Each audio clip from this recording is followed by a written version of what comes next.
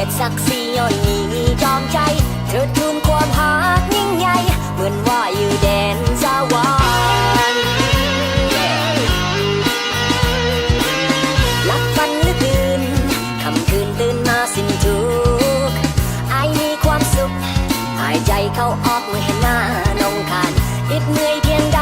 ก็ตามอายก็ทักทายบ่คิดไว้วันมีน้องเหมือนคืนสวรรค์วันซื่นหาเรื่อยไป